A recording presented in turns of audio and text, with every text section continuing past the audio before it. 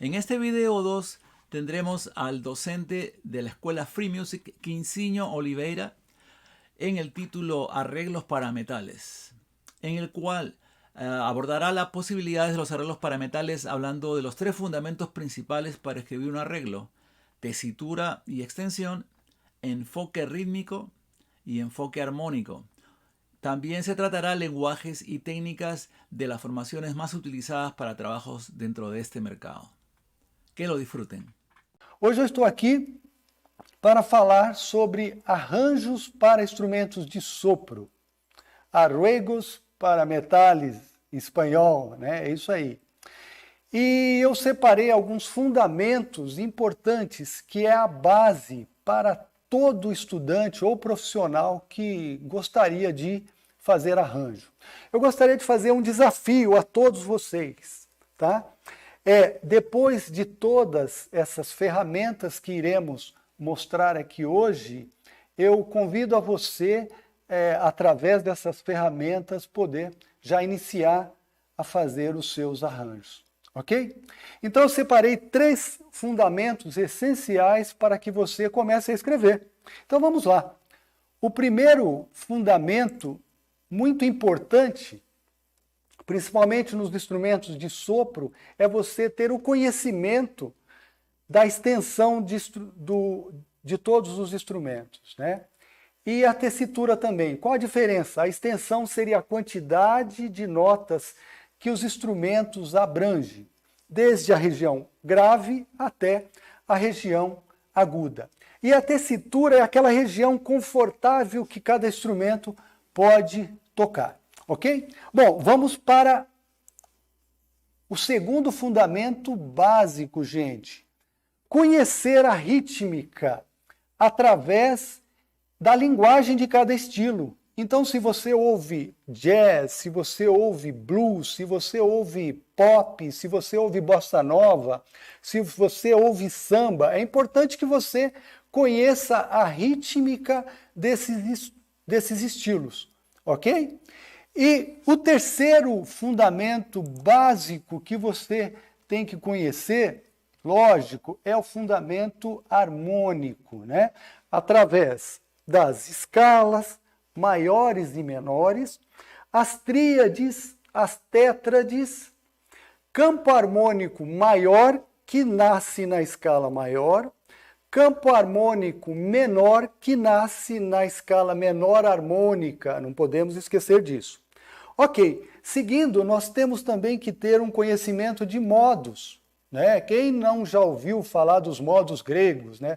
Mas esse é um outro assunto que a gente pode discutir numa outra aula. Mas devemos ter um pequeno conhecimento de modos. E por último, as tensões, que seriam aquelas notas que embelezam mais os acordes, as cores, né? Que deixam os acordes mais robustos, mais coloridos. Ok? Então esses fundamentos são básicos para que você possa escrever qualquer tipo de arranjo, com um instrumento, com 2, com 3, com 4, com 5, até as big bands ou orquestra, se assim você desejar. Ok. Bom, eu separei alguns passos para que você comece a entender melhor aquilo que a gente está falando. Então vamos lá.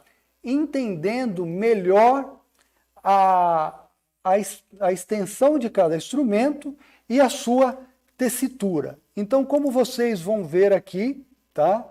A extensão, a definição, conjunto de notas que o instrumento alcança na região grave e aguda.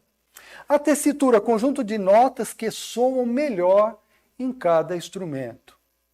Ok. E agora nós vamos... pelo quadro ali, nós vamos ver a extensão e a tessitura de cada instrumento. Então, ó, nos extremos, você pode ver a extensão do trompete, ok? E no meio, você está vendo a sua tessitura. O trompete, ele é um instrumento transpositor.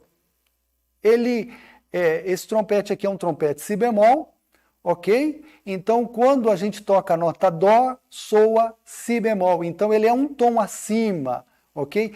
E isso daqui, quando você escreve isso, soa isso daqui. Então, a extensão do trompete e a região que ele soa melhor, ok? Vamos para o segundo instrumento, que é o trombone, que é um trompete grave, né? Que ele atua na região grave. Aqui do lado esquerdo nós temos a extensão e no meio nós temos a tessitura. Como o trombone ele não é um instrumento transpositor, soa a mesma coisa, como você está vendo aqui do seu lado direito do vídeo. Extensão e no meio a tessitura, ok? Bom, vamos lá, vamos continuar. O próximo seria a flauta. É um instrumento que a gente usa bastante, principalmente na música brasileira. A flauta não é um instrumento transpositor, porém ela tem uma região bem aguda, tá vendo? Ela soa melhor numa região mais aguda. Não é transpositor. Você vê aqui a sua extensão, a sua tessitura e aqui, ó, até onde ela vai, ok? Ó, aqui, ó, uma oitava acima, gente, ó, aqui, ó, ok? Vamos para o próximo instrumento. Bom, sax soprano, como vocês estão vendo aí, nós temos dois tipos de sax soprano, o reto e esse daqui que é o soprano, que ele tem esse formato também, é bem pequeno, ok? Mas tem dois modelos de saxofone soprano, o reto e esse saxofone aqui. Ok, o sax soprano ele é um instrumento transpositor também, ok? Então, como vocês estão vendo aqui, a extensão, a sua tessitura. E do lado, a nota, essa nota aqui é a nota real. Como ele é transpositor, como vocês estão vendo, uma nota acima, ok? A sua extensão e a sua tessitura. Muito bom. Vamos para o outro saxofone. Bom, o sax alto, ele é um cachimbinho um pouco maior do que o soprano, né? Ele é um instrumento transpositor, ele soa uma sexta acima, ok? 6 notas acima da nota real. Então, como vocês estão vendo, aqui é a nota real, extensão, tessitura. E aqui o que ele soa, como você escreve no papel, ok? Vamos para o outro saxofone, saxofone tenor, que já é uma parte grave, né? Vamos para a parte grave, né? Então vamos lá. O saxofone tenor, ele é um instrumento transpositor, ok? Ele é um instrumento que soa uma nona acima, é igual ao trompete, só que uma oitava acima do trompete, em si bemol também, ok? Aqui a sua extensão, aqui a tessitura e aqui como você escreve. Legal? Vamos continuar. E por último, nós temos o quê? A região mais grave dos saxofones, né? Aqui nós temos, existe saxofone barítono que vem até o ré bemol e outros que vem mais uma nota grave aqui do lado, ó, como vocês estão vendo. Então, nos extremos, a tessitura, aqui desculpa aí, gente, aqui a extensão, a tessitura no meio. E aqui a sua atuação, como você escreve. Geralmente, quando a gente faz um arranjo, nós escrevemos na clave de Fá para o barítono e quando nós vamos estratificar para fazer a parte de cada um, nós escrevemos, às vezes, clave de Sol. Ok? Agora, uma coisa legal. Uma coisa legal que nós precisamos. Gente, aperta esse like aí, ó, no botãozinho aí, ó. Manda para os amigos, para os companheiros aí, ó. Vamos lá, vamos agitar essa segunda-feira, né? Agora, sabe uma coisa... lunes, a segunda-feira. Gente, uma coisa legal para você. Ai, Quinzinho, isso aqui é difícil, essa coisa de extensão, de tessitura, como é que eu vou escrever isso? Eu te digo. O software para escrever música hoje, Sibelius, olha que legal. Ele te dá a condição de você ver quando você sai da região do instrumento. Então, sempre quando você sai da região do instrumento, aparece uma notinha vermelha, tanto na região aguda quanto na região grave. Então, o Sibelius, ele pode te ajudar quanto a essa questão de você ter dúvida, às vezes, para escrever numa região mais aguda do instrumento ou uma região mais grave. Certo, pessoal? Tudo bem aí? Tudo certo? Estão me entendendo?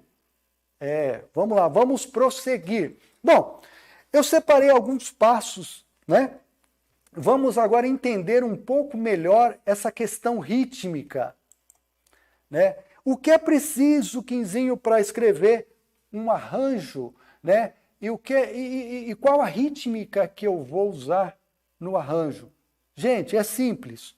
Uma coisa que você tem que fazer, você tem que ouvir bastante aquilo, não só aquilo que você gosta, mas uma gama maior de estilos, né? Ouvir jazz, ouvir samba, ouvir salsa, ouvir todos os estilos que você pode. E de cada um você procurar transcrever alguma coisa. Então você pode transcrever solos do seu instrumento e de outros instrumentos também. Você pode começar com solos mais simples, né? Até você transcrever um arranjo para 2, 3 metais, ok? Então isso é importante, transcrever. E por último, toque. Toque, às vezes, aquilo que você transcreveu, aquele arranjo que você tirou, isso vai fazer com que você melhore a sua linguagem na questão do estilo. E uma coisa importante que você vai adquirir com isso, o que seria? O seu vocabulário. É isso aí, gente. Você ouvindo, você transcrevendo, você tocando, você vai ter um vocabulário, muito legal na hora de você escrever os arranjos. Então, assim, quando você vai fazer um arranjo, sempre tem um paralelo, né, de melodia e acompanhamento. Esse acompanhamento nós chamamos de background. Aqui no Brasil a gente chama de cama, né? As pessoas chamam também de pano de fundo, acompanhamento, tá? Então essa relação é muito importante quando você está escrevendo um arranjo. Então eu separei aqui, uma regrinha de ouro para você, né? Uma regra que assim, enquanto você está tocando a melodia, enquanto a melodia está em movimento, o acompanhamento ele tem que ser como um pano de fundo, ok? E quando a melodia está em repouso, o acompanhamento pode trabalhar com algumas células e motivos rítmicos, e que muitas vezes são descritos na própria melodia que você está escrevendo. Bom, eu separei um exemplo aqui de um arranjo da música Sangrando, do compositor Gonzaguinha. Esse arranjo eu escrevi para quatro instrumentos de sopro, para uma flauta, um trompete, sax tenor e trombone, sendo que a flauta e o trompete trabalham em oitavas. Ok? Ai, meu pai do céu, eu cometi um agafe aí. Esse arranjo eu vou tocar depois. Agora o que vocês estão vendo é Chega de Saudade, de Tom Jobim. Gente, perdão aí, tá? Vamos lá então. Vocês vão notar a questão melódica e também os backgrounds, ok? E um fator importante, eu peço a vocês que prestem atenção nesta leitura, no compasso 13, que o desenho do background, ele se une à melodia, fazendo a mesma rítmica. Pode acontecer isso? Ótimo, pode acontecer e é muito legal. Então, vocês vão ouvir agora Chega de Saudade, de Tom Jobim.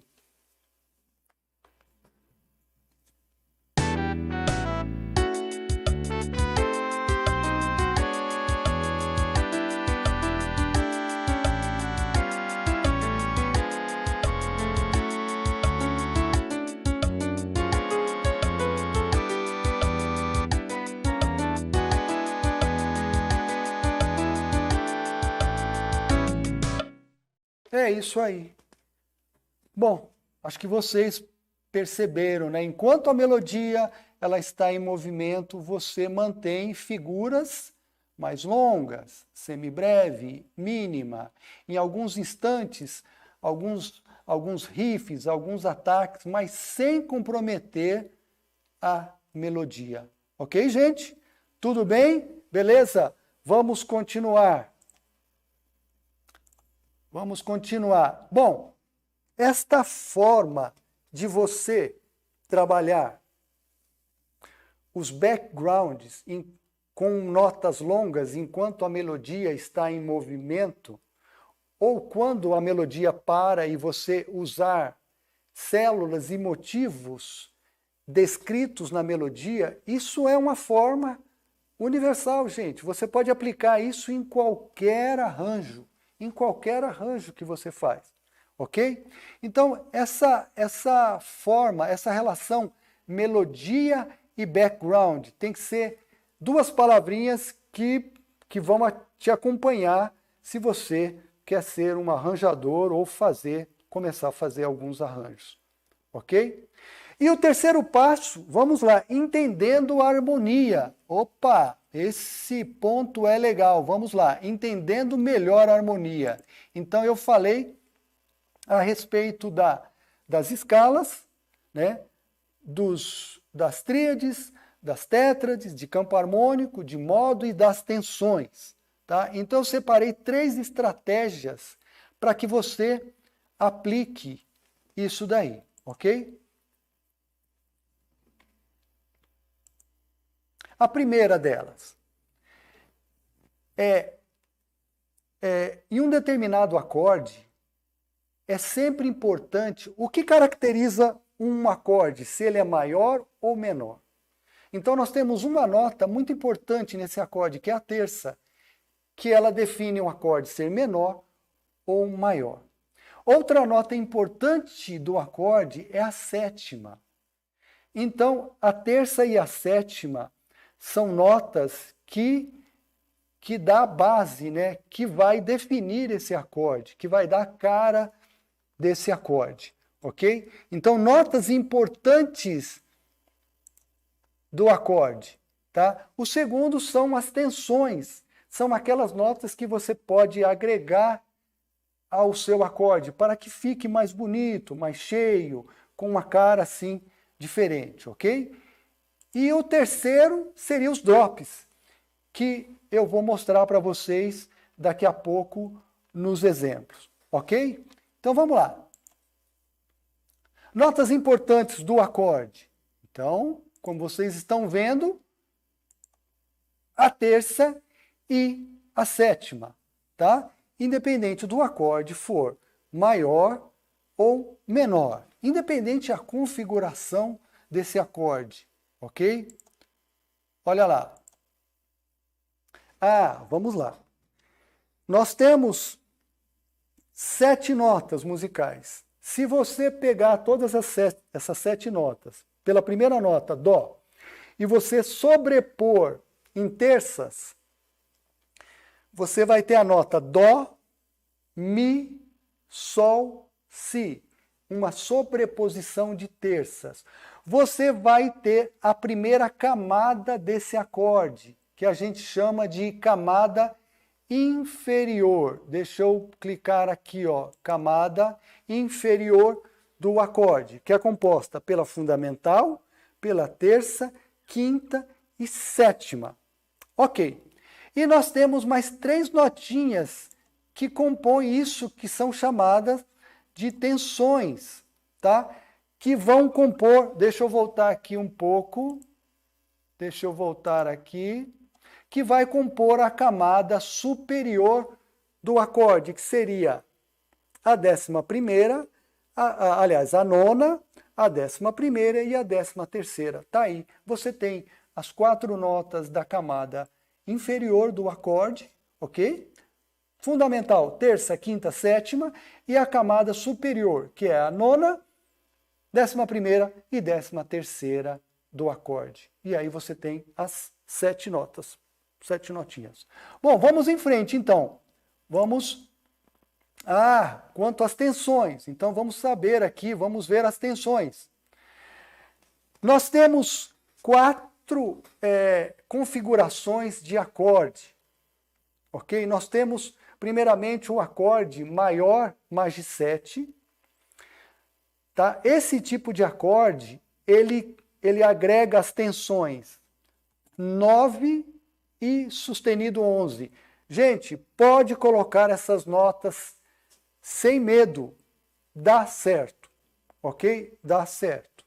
Vamos lá, a outra configuração seria o menor 7, ok? Nesta configuração você pode agregar a nona e o 11, ok? Quando eu coloco a nona, só o 9, isso significa maior, ok? Não há necessidade de eu escrever maior na nona. Ok, vamos para outra configuração. É o X7, que é o acorde, que é o 5º grau, que ele é muito conhecido como dominante. O próprio nome já diz, dominante. É um acorde que ele agrega muitas tensões, ok? Ele agrega o bemol 9, a nona maior, o sustenido 9, sustenido 11, bemol 13 e 13, ok?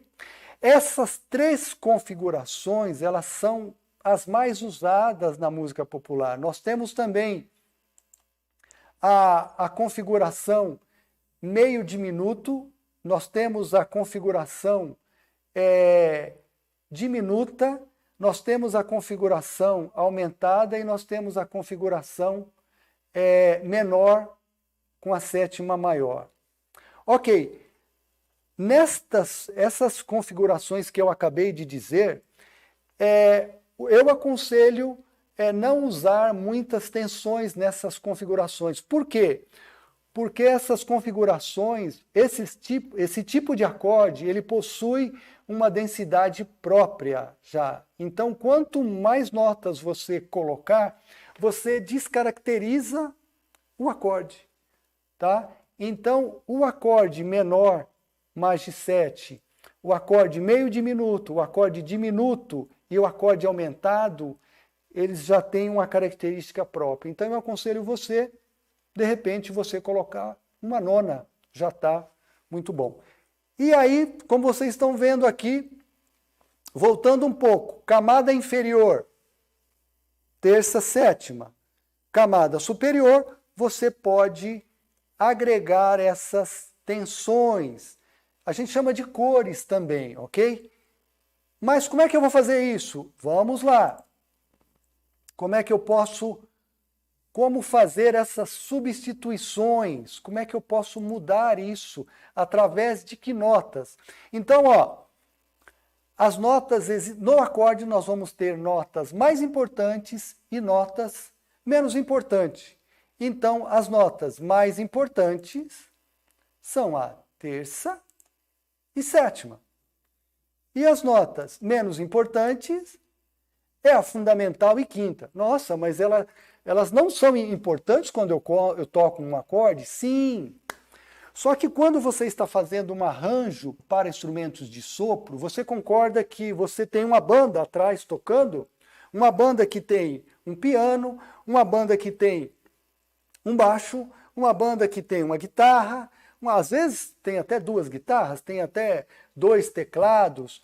E veja bem, pessoal, todos esses instrumentos, eles estão tocando o acorde com terça e sétima, ok?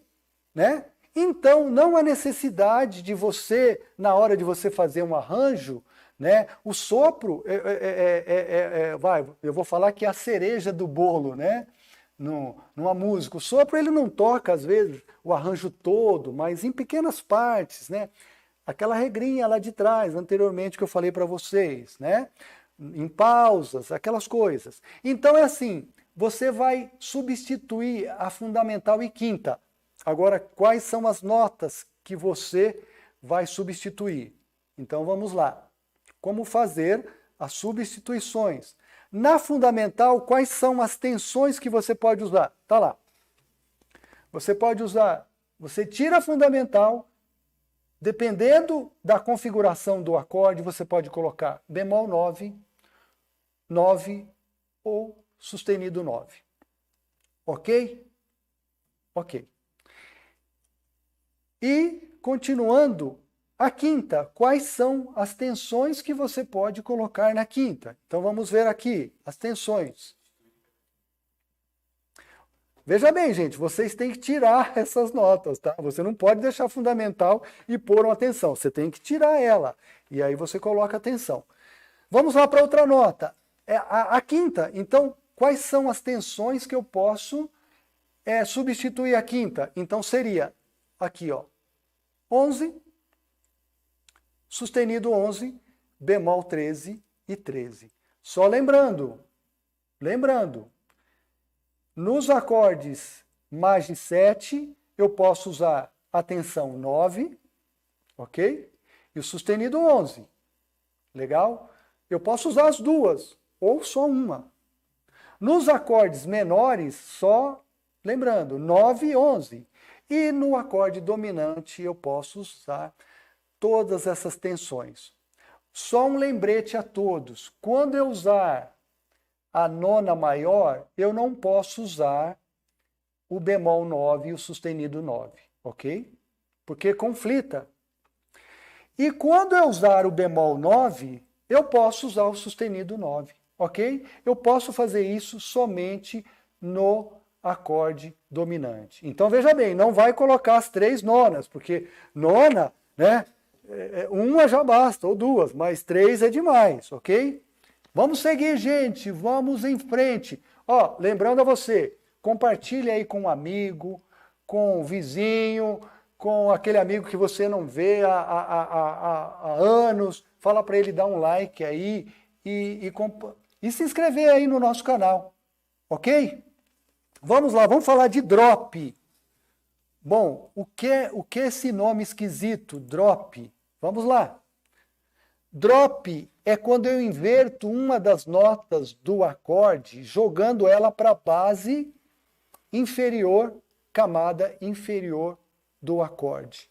Ok? Mas como é que eu faço isso? Vamos lá.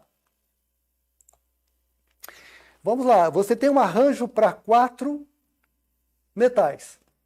Eu tenho 4 notas a ser distribuídas, tá? Então eu tenho, no trompete 1, eu tenho a fundamental, as outras notas eu tenho uma sétima, tá? Eu tenho uma quinta e eu tenho uma terça, ok?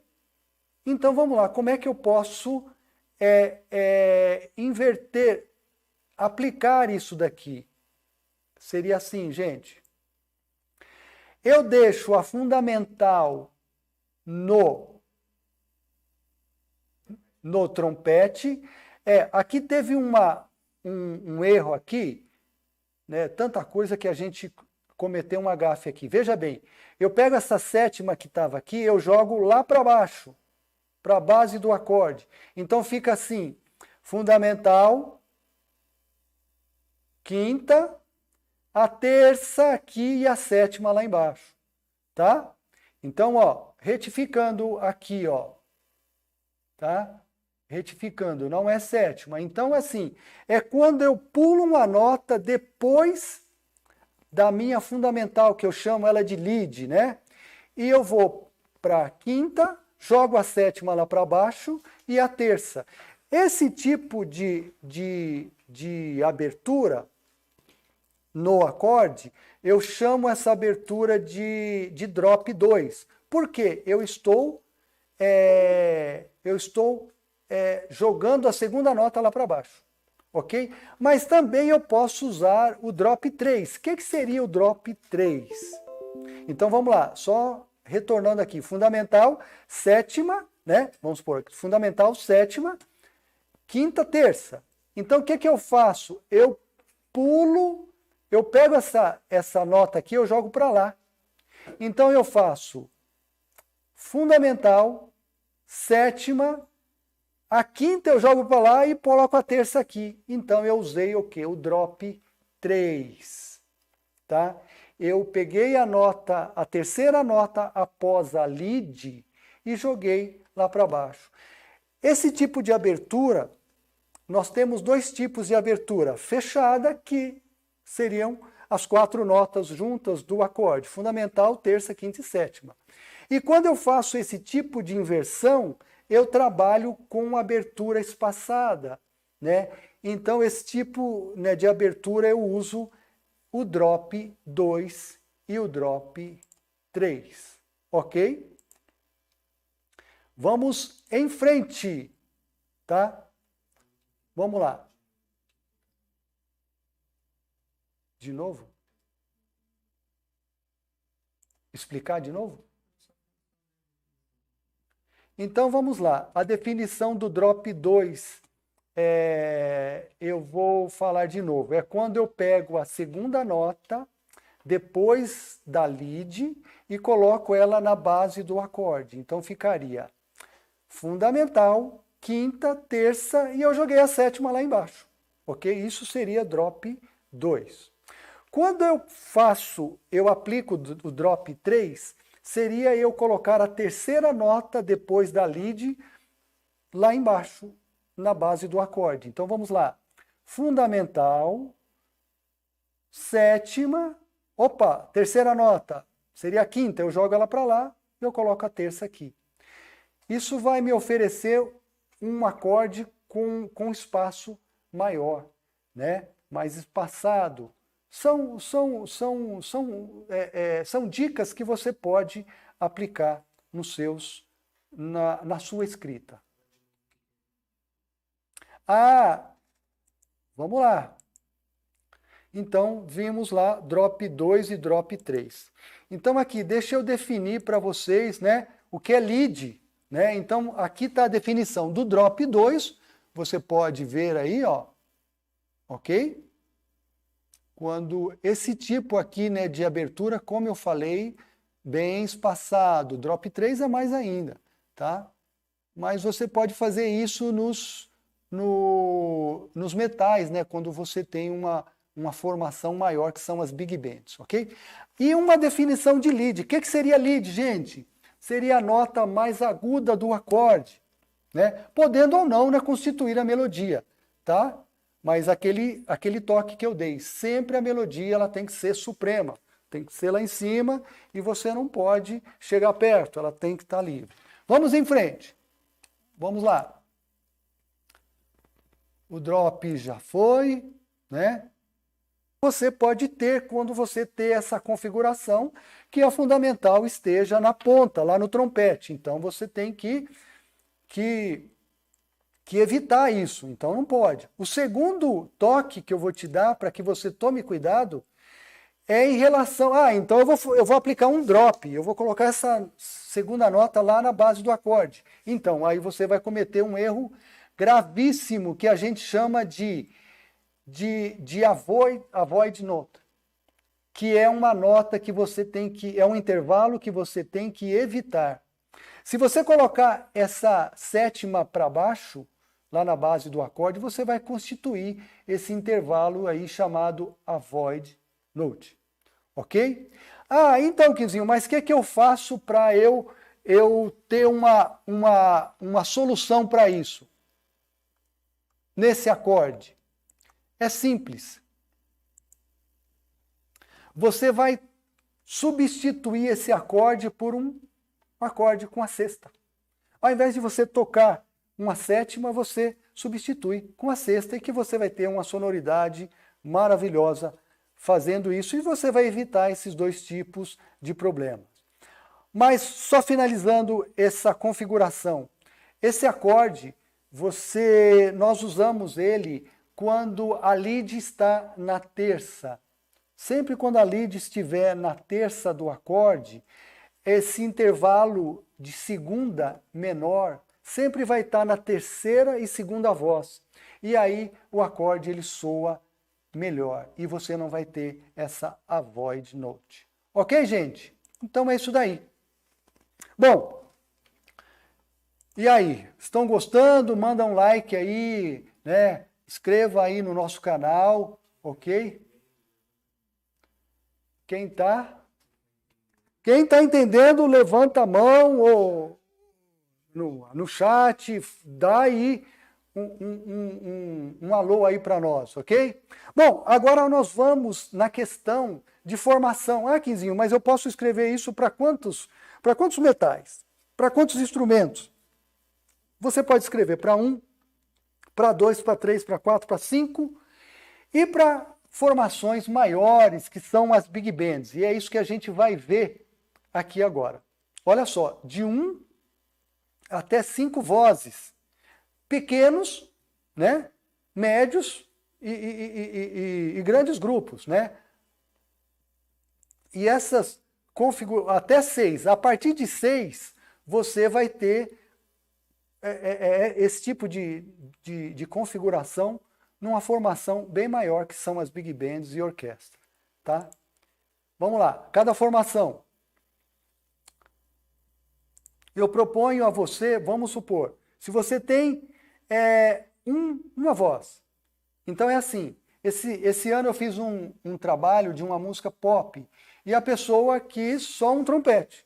Então nós vamos ouvir agora um trecho desse trabalho que eu fiz esse ano, durante a pandemia, hein, gente? E um trechinho só, e sempre aplicando, né, aquela coisa de não bater, não cruzar melodia com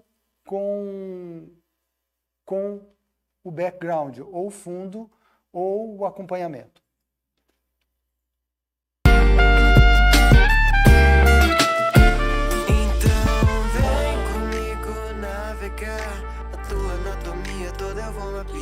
Não adianta fugir, não, não, não, não. Vem comigo navegar, a tua anatomia toda eu vou mapear. E não adianta fugir, todos os meus caminhos me levam a ti. Eu fingindo tocando. Vem comigo navegar, a tua anatomia toda eu vou mapear. E não adianta fugir.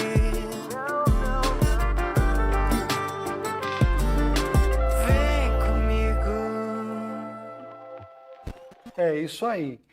E ó, gente, se vocês... bom, no final da música eu termino com uma tensão, né? Uma tensão, eu terminei com a nona aí, né? Num acorde menor ou maior, você pode usar a nona à vontade. Tá? Então isso seria uma configuração de um sopro, né? Um metal, né? Vamos lá, duas vozes. Duas vozes também você pode abrir em terças, quartas, quintas, sextas, tá? Menos em sétimas, né? Porque aí você vai dar problema. Mas assim, uma coisa que a gente usa bastante é uníssono. Às vezes as pessoas falam, eu queria abrir essas vozes. Às vezes o uníssono é o que fica melhor, tá? Então assim, essas ferramentas que eu estou passando para vocês, são coisas que vocês podem usar. E aí vai depender do seu bom gosto, tá? Em usar essas ferramentas de uma forma legal. Então, nessa segunda, nós vamos... Daqui a pouco a gente mostra esse exemplo com duas vozes.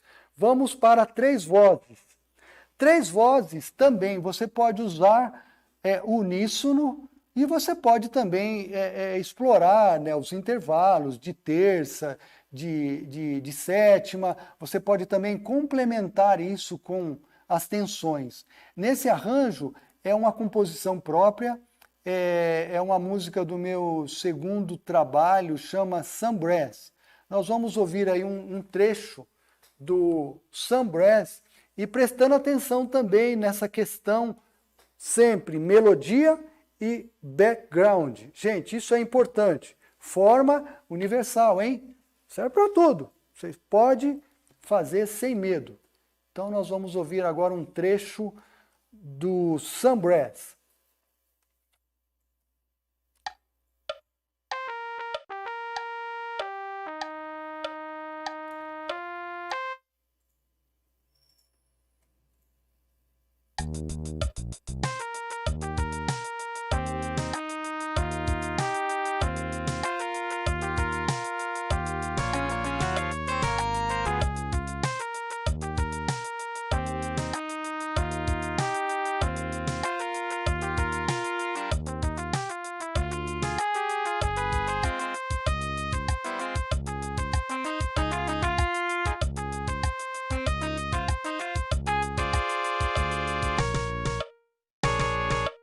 É isso aí. Bom, ouvimos um pedacinho da grade, tá? Com baixo, com bateria, a melodia e os metais. Mas você pode ouvir essa música original no SoundCloud. É só você ir lá e você vai poder ouvir todo o arranjo, ok? Vamos lá, vamos continuar agora para arranjo com 4 vozes. Ok. Seguimos também, gente, o mesmo esquema. Vamos explorar o uníssono, às vezes os intervalos, né, os drops, se for necessário, né, manter, é importante isso, manter uma das notas na região grave, ou terça ou sétima, de repente as duas também, ótimo, sem problema algum, tá? Nós vamos ouvir também um trechinho de mais uma composição chamada Toca Brasil. Tá? É uma composição do meu primeiro trabalho, é um samba que também tem essa questão da pergunta-resposta, né? Melodia e background. Vamos ouvir.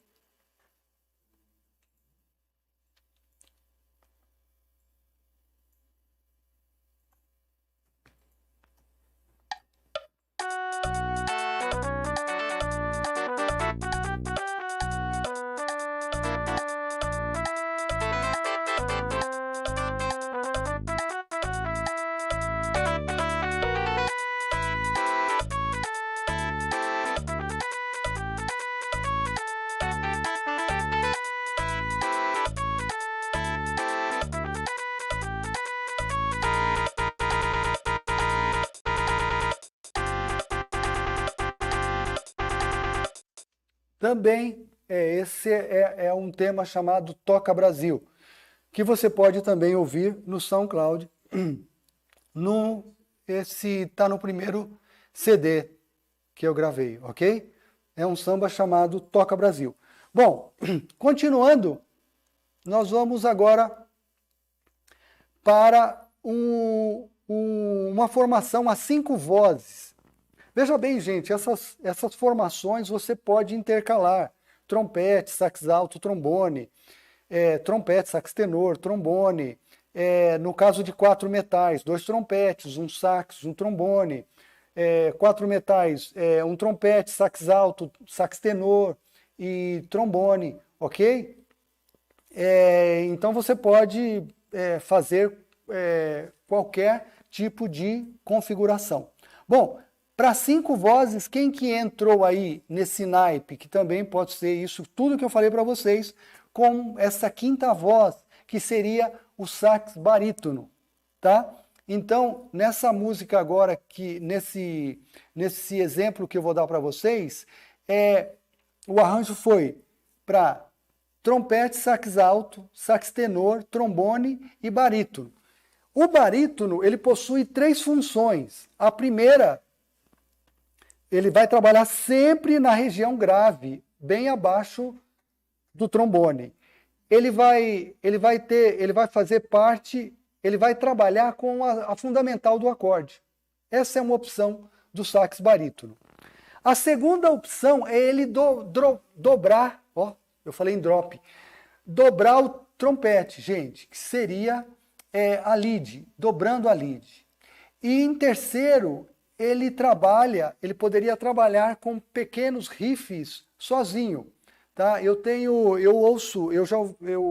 gosto muito de uma banda chamada Tower of Power, que tem uma formação assim muito legal. E lógico, uma das coisas que mais caracteriza essa banda, Tower of Power, é essa formação, né, dos metais, tá? Então a formação deles são 2 trompetes, 2 tenores e um barítono. Eles não usam trombone, mas é uma formação muito legal e soa maravilhosamente bem. E o barítono, mesmo ele estando no naipe, muitas vezes ele trabalha sozinho, como eu falei para vocês, com pequenos riffs. Bom, esse exemplo que a gente vai dar agora, essa grade aí que a gente vai mostrar, é uma composição também chamada A Maré, tá? Onde o barítono ele faz 2 funções. Às vezes ele está fazendo a fundamental e às vezes ele está dobrando com a lead, com o primeiro trompete, com a primeira voz. Então vamos ouvir.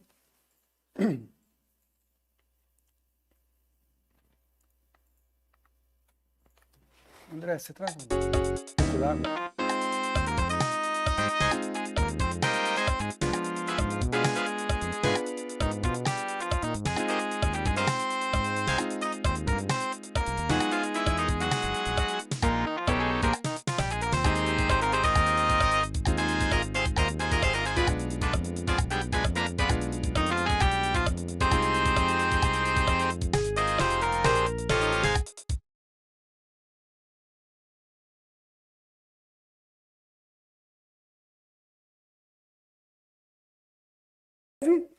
Em outras plataformas aí que a gente vai colocar. Então é assim, todos esses temas vocês podem ouvir no SoundCloud, tá?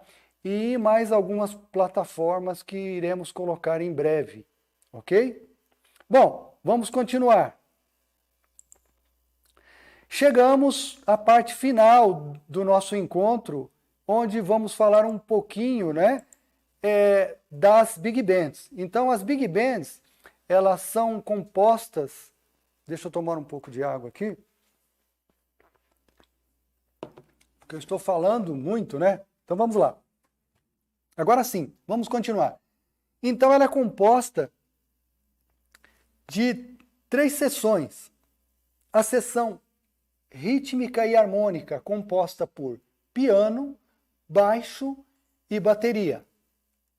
Algumas vezes, nessas formações, você também pode usar a guitarra. E, em alguns casos, a percussão. Tá? Essa seção rítmica, aqui no Brasil, a gente chama de cozinha. Né? É um termo, né, que a gente usa aqui. Eu acredito que em outros lugares também as pessoas chamam também desse mesmo nome. Ok, nós temos a seção de metais, que é dividida em 2 naipes. Naipe de trompetes e naipe de trombones. E a terceira seção é a seção das madeiras, composta por saxofones, clarinete e flauta. Mas qual é a disposição dos saxofones? Geralmente são 2 saxofones altos, 2 tenores, um barítono, ok? Geralmente, quem toca o saxofone alto toca flauta, porque é a mesma digitação da flauta. Então, você está aqui no saxofone alto, é a mesma digitação da flauta, ok? E os sax tenores, geralmente quem toca o sax tenor toca clarinete. E um lance muito legal, porque o clarinete está na mesma... os dois são instrumentos transpositores, mas estão no mesmo tom. Então, saxofones, tenores em si bemol e clarinete em si bemol. Ok? Bom, porém, algumas big bands têm uma 4ª seção, que seria a seção das cordas, violino, violas, cellos e contrabaixo. Um artista, um cantor que usa essa formação é Michael Bublé. E num trabalho que ele fez em 2005. Então, confira lá aqui no YouTube, né? Em algumas plataformas, a Big Band de 2005, por Michael Bublé. Gente, um som maneiro, um som muito legal, ok? Bom, tipos de formações de Big Bands. Então, veja bem, sempre você vai ter essa coisa do diálogo, pergunta, resposta, melodia, background, melodia, acompanhamento, melodia, pano de fundo, ok? Isso é muito importante nesta configuração de Big Band, ok? Então é assim, exposição da melodia ela pode ser feita nos naipes, tá? Naipe de trompete, ou de trombone, ou de saxofone.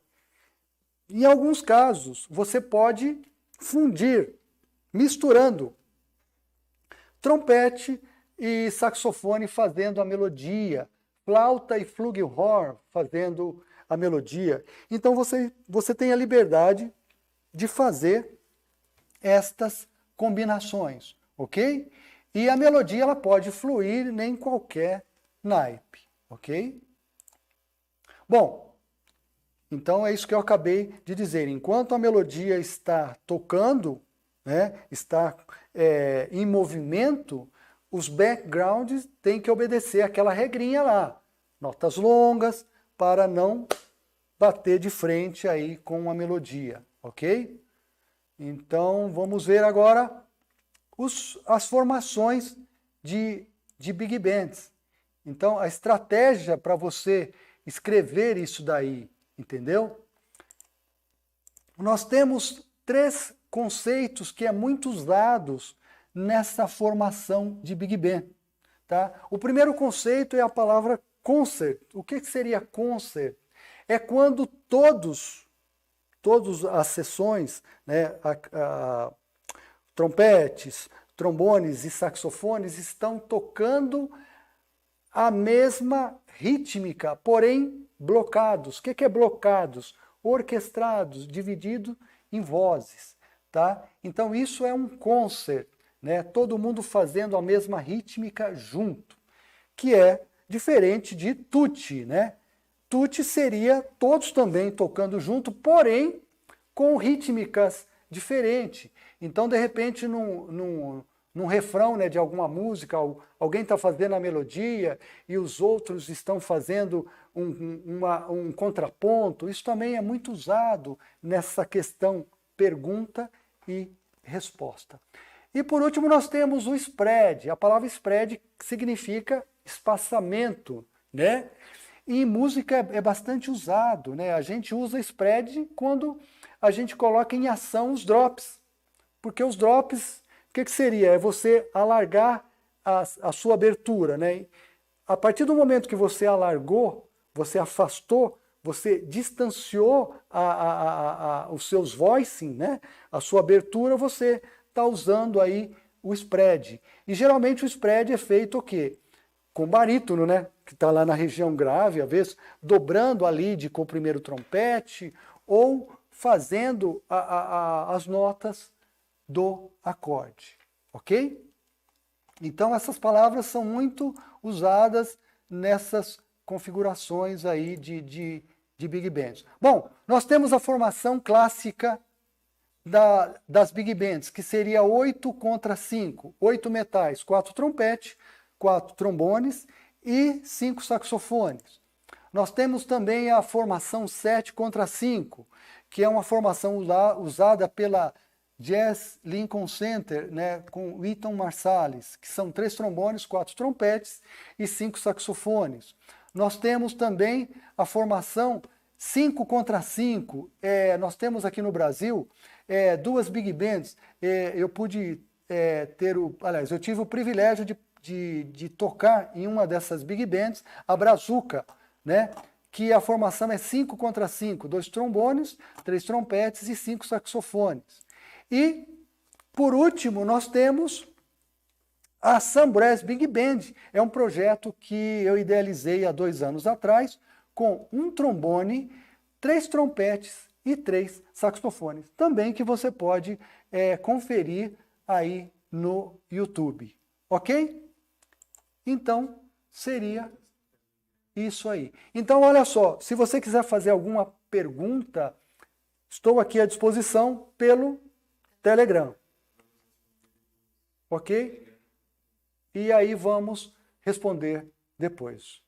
Um abraço a todos, espero que tenha passado alguma coisa aí para vocês e que vocês possam utilizar de todas essas ferramentas aí para fazer arranjo ou mesmo até compor alguma obra, alguma coisa que você quiser, ok? Abraço no coração e até a próxima.